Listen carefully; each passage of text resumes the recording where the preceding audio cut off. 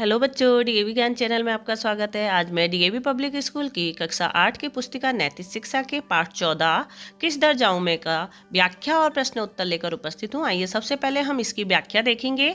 यह एक कविता है जिसमें भक्त भगवान से प्रार्थना कर रहा है कि ये दर को छोड़कर किस दर जाऊं मैं, सुनता मेरी कौन है, किसे सुनाऊं मैं। यहाँ पर भक्त भगवान से कह रहा है कि हे परमपिता परमात्मा, मैं आपके दरबार को छोड़कर और किस दरबार में जाऊं, क्योंकि मेरी कोई भी नहीं सुनता। बस मुझे एक आपका ही आसरा है।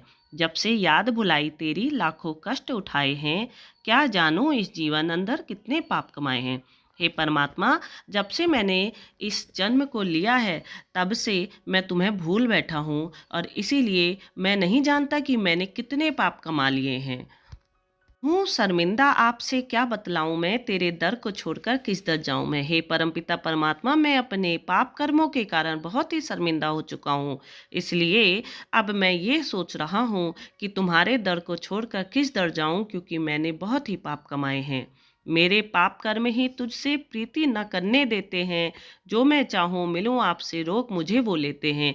हे परमपिता परमात्मा, मेरे जो पाप कर्म हैं वो मुझे तेरे पास आने से रोकते हैं, वो मुझे तुझसे प्यार करने से रोकते हैं। इसलिए मैं कैसे स्वामी आपके दर्शन पाऊं, इसलिए मैं आपके दर्शन किस तरह कर सकता हूं और तेरे दर को छोड़कर किस दर जा सकता हूं। तू है नाथ वरों का दाता, तुझसे सब वर पाते हैं। ऋषि मुनि और योगी सारे तेरे ही गुण गाते हैं। अर्थात हे भगवान, तुम ही सभी को वर देने वाले, वरदान देने वाले हो। सभी तुमसे ही वर पाते हैं। ऋषि हो, मुनि हो, योगी हो, सभी ने आज तक तेरा ही गुणगान किया है। छींटा दे दो ज्ञान का, मुझे भी थोड़ा सा ज्ञान दे दीजिए जिससे मैं होश में आ जाऊं। यहाँ पर भक्त भगवान से कह रहा है, मुझे ज्ञान रूपी प्रकाश दे दीजिए जिससे मैं भी होश में आ जाऊं, यानी कुछ अच्छा कर पाऊं, अपना भला कर पाऊं। तेरे दर को छोड़कर किस दर जाऊं मैं। हे परमपिता परमात्मा, मैं तेरे दरबार को छोड़कर किस दर पर जाऊं।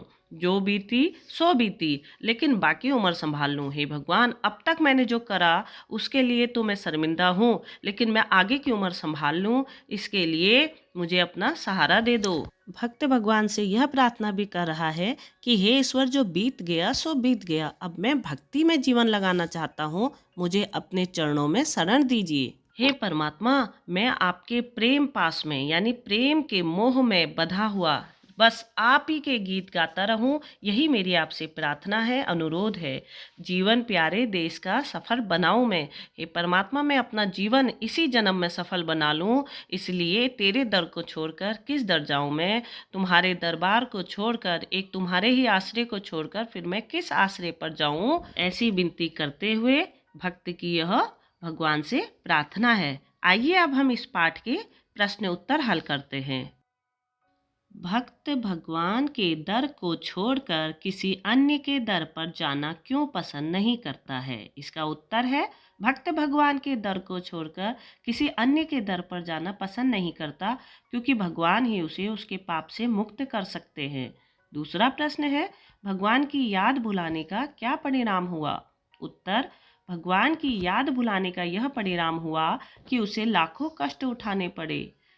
तीसरा प्रश्न है, भक्त भगवान से क्यों शर्म महसूस करता है।